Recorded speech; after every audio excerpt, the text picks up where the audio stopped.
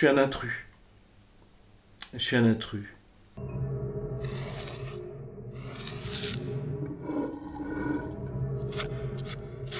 Il y a aussi deux attitudes par rapport au granit. Ceux qui veulent plus entendre parler. Comme si c'était une espèce de souffrance, de choses vieillottes. Et puis il y a ceux qui ont... Enfin, si je trouvais une image, je dirais qui ont mis le granit à la place de Dieu.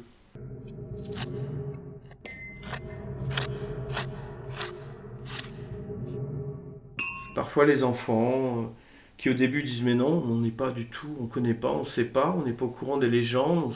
Et puis, ah bah si, j'ai un grand-père qui passe le feu, j'ai un oncle qui est guérisseur.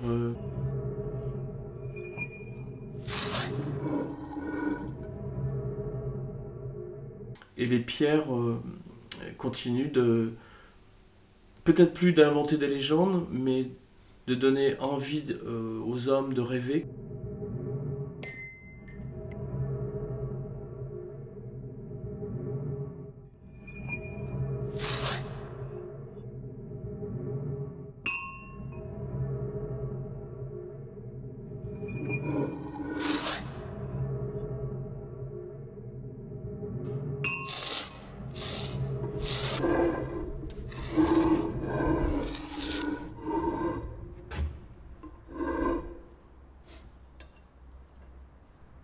Chaque homme baptise sa pierre, et chaque pierre baptise un homme, parce que la sueur de ces hommes qui travaillent, le corps de ces hommes penchés sur ces pierres, avec leur chant de perse, cette sueur, c'était comme le baptême de la pierre, en fait. C'est comme si la pierre façonnait, pas seulement les paysages, mais les corps des hommes ici, qui sont secs, qui sont, d'ailleurs de pierre, sont comme des giacometti, sont des... ils sont des outils, leur corps est un outil pour entrer dans la pierre.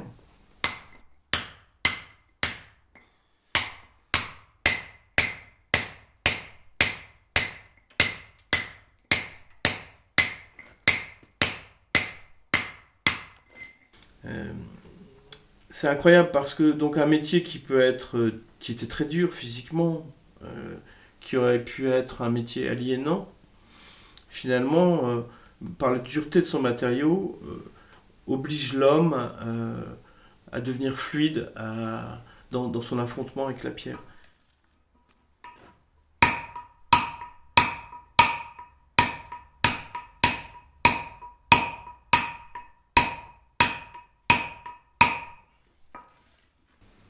C'est très complexe une résidence parce que je suis un intrus. Je suis un intrus. J'arrive face à des mémoires, face à des gens qui savent des choses, qui tiennent à leur pays, qui veulent qu'on parle ou qu'on ne parle pas de certaines choses. Et il faut que je crée un lien de confiance pour qu'une parole se remette à circuler en me disant mais j'ai besoin de vous écouter parce que je ne comprends pas ce paysage. Je l'entends un peu, mais je ne comprends pas tout ce qui se passe dans ce paysage.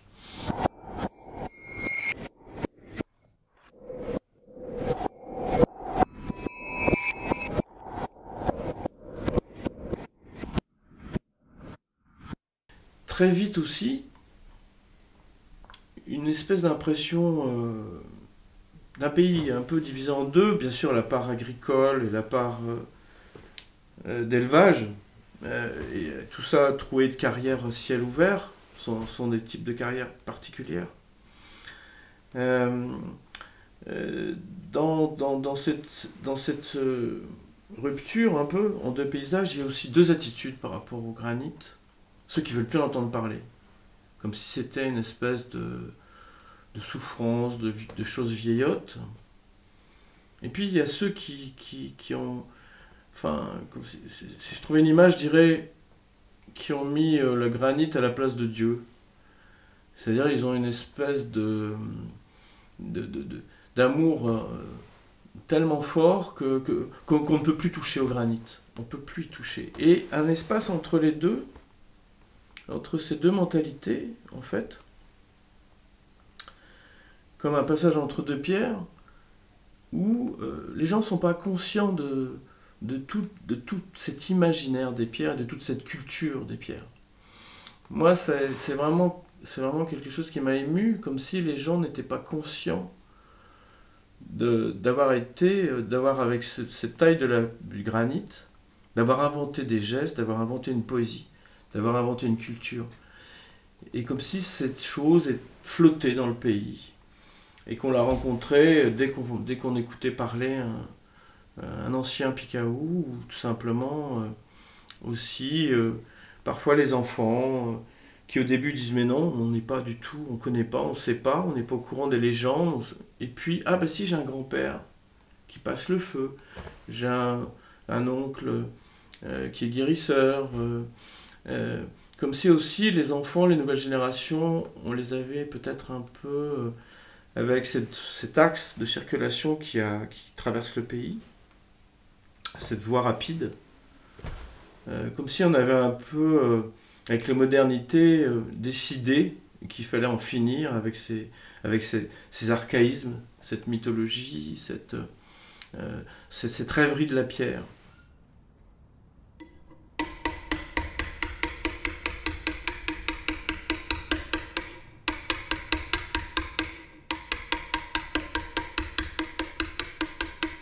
À la fois, il y a une fierté et il y a du silence, il y a des taiseux, quoi. En plus, euh, les gens sont partagés entre la honte d'un ancien monde.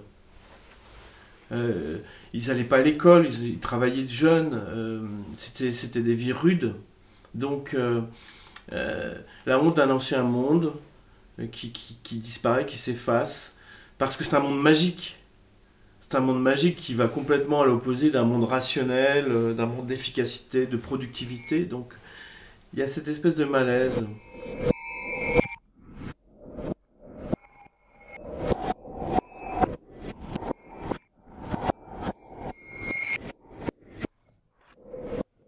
Et c'est un pays qui est tout de suite prégnant physiquement. Euh, c'est cette présence des pierres dans les herbes, cette présence du granit, et alors à la fois dans ce que j'appelle les pierres sauvages, ceux qui ont échappé aux carrières, ceux qui ont échappé aux maisons, et qui ont été nommés. Plein de pierres ont été nommées. J'ai senti ça, ce rapport intime de la pierre au paysage et aux hommes. Comme s'il y avait une force qui vient des pierres, à la fois qui nous ralentit dans la marche. Dans un premier temps, parce qu'on se dit, mais comment cette pierre est arrivée là? Est-ce qu'elle vient du ciel? Est-ce qu'elle vient de la terre? Est-ce qu'elle a été posée par les hommes? Comment s'est-elle dressée comme ça? Pourquoi est-elle sur un ruisseau?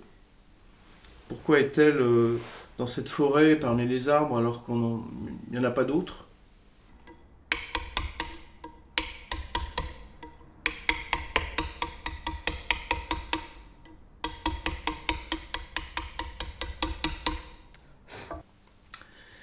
Et il y a toutes ces pierres sauvages qui ne sont pas nommées, qui sont dans des champs, qui sont des obstacles. Ce que j'appelle les pierres sauvages.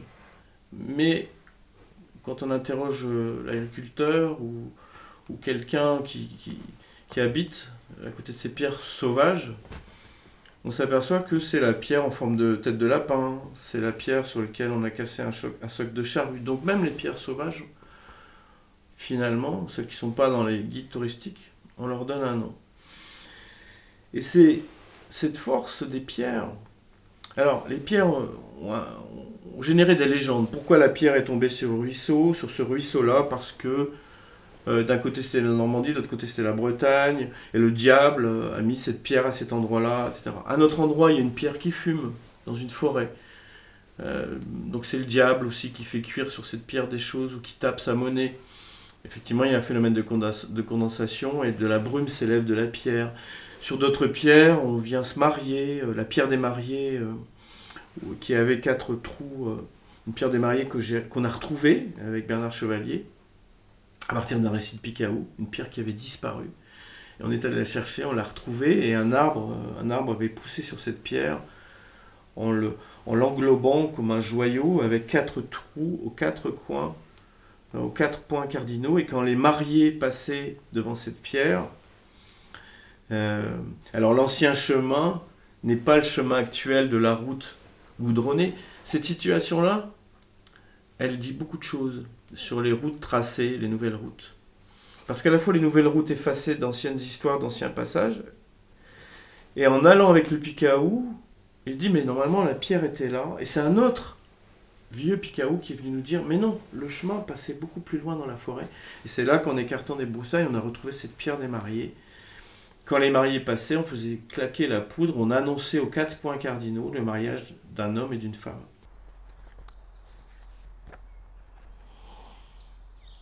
Et c'est ici. C'est dans ce pays que m'est venue l'envie de poser les mots comme des pierres sur la page. C'est impossible. Les pierres pèsent plus que les mots, et les poètes connaissent leur poids d'étoile dans la main.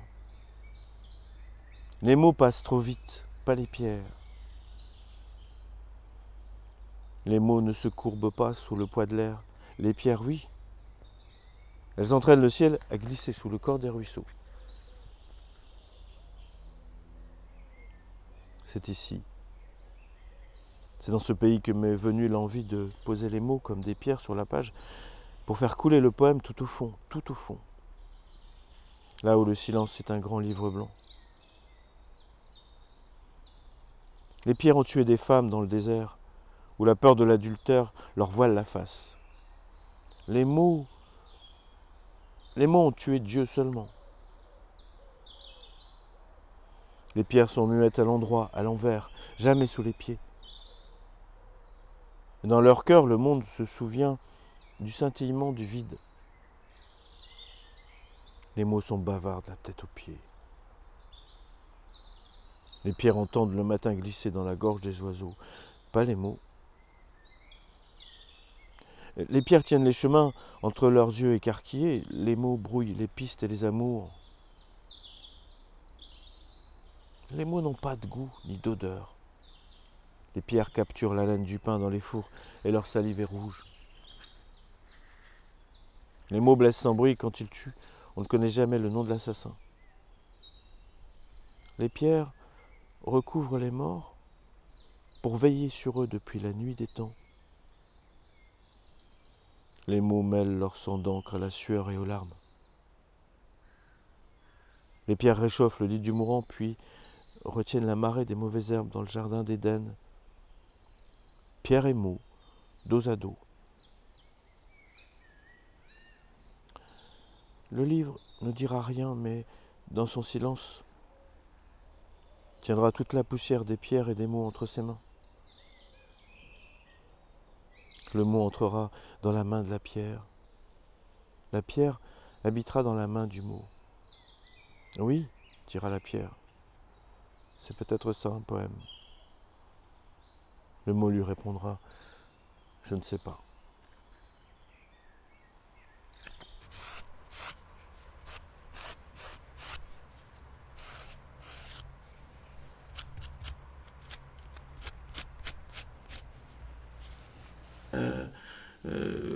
Sur le plan de l'émotion, les légendes sont toujours venues nous aider à vivre.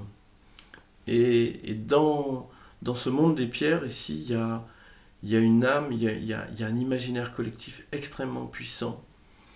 Comme si cette énergie du granit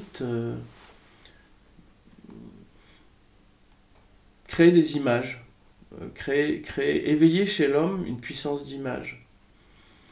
Ce qui est fou, quand on déplie l'espèce de plan du Coglais avec les chemins, les villages, Saint-Brice-en-Cogle, Saint-Étienne-en-Cogle, Montour, le Tiercent, c'est que il y a autant de noms de villages, il y a peut-être plus de noms de pierres que de noms de villages.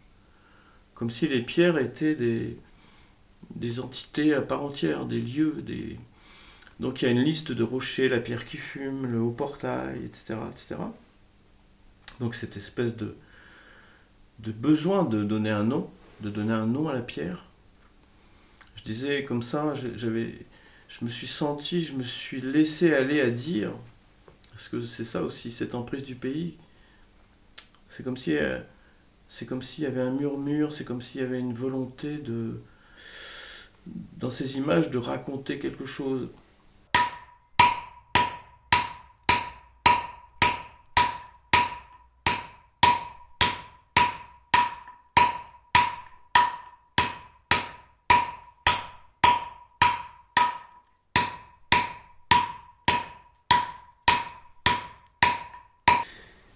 Ces pierres ont une force telle. Alors l'énergie radioactive, oui, mais aussi une force pour éveiller des images mentales. Il y a des pierres qui dévalent le ruisseau pour aller boire la rivière à minuit, la nuit de Noël. Il ne faut pas se trouver sur le chemin des pierres qui vont boire, etc. etc. Et toute cette espèce d'imaginaire, en fait, j'ai l'impression qu'il se déplace aujourd'hui dans le Coglais, parce que contrairement à sa ruralité, on sent qu'il y a des noyaux de modernité, qu'il y a un besoin d'imaginaire, qu'il y a un besoin de culture.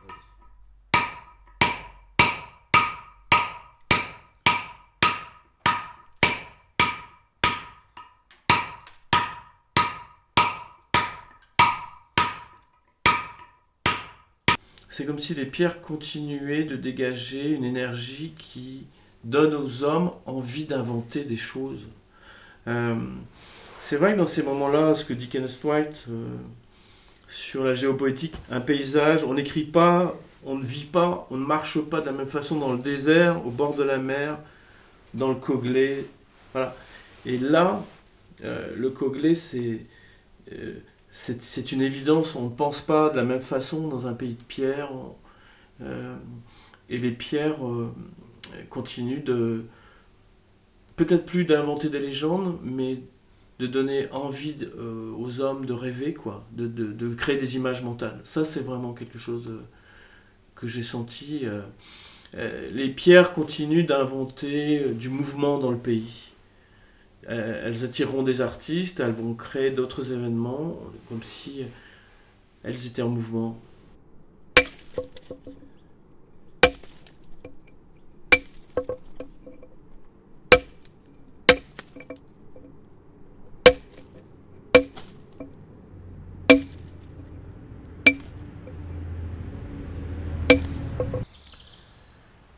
Au plus intime d'un pays incliné doucement sous un visage de fougère, au vif de l'eau et du bocage roulent des astres à dos d'arbres, cercles bruns, glaciers ovales où flânent les hanches et les seins de nos mères dans un terroir où le diable est à genoux. Par le besoin d'amour de ses épaules éreintées de croyances, couvrant l'humus et le silence sous leurs aisselles de roc, à l'instant où la nuit a froid et n'accouche plus de révélation ni de prière, l'âme de ces sœurs forestières s'accouple aux moissons de brume pour leur faire des yeux. Car ici, chaque homme nomme sa pierre.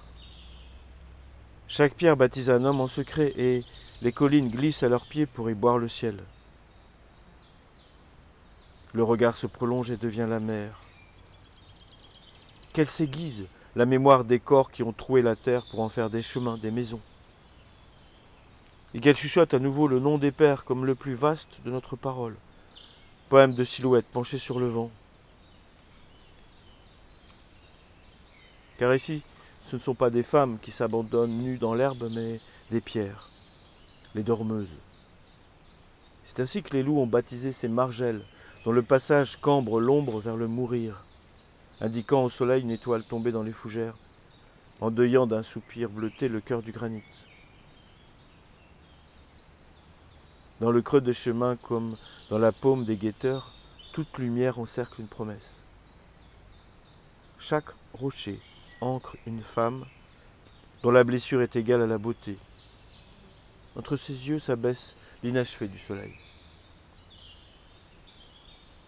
Posée là pour étourdir le vide, marquer le néant au fer rouge de la présence, l'éblouir de la beauté passagère des formes, ces dormeuses envoûtent la légèreté de nos corps dans la traversée des prairies. La nuit, elles sont en cercle sous la pluie, qui couvre du satin d'étoiles leur peau d'amante, et leurs pensées habitent des pierres tombées comme des sanglots parmi les hommes.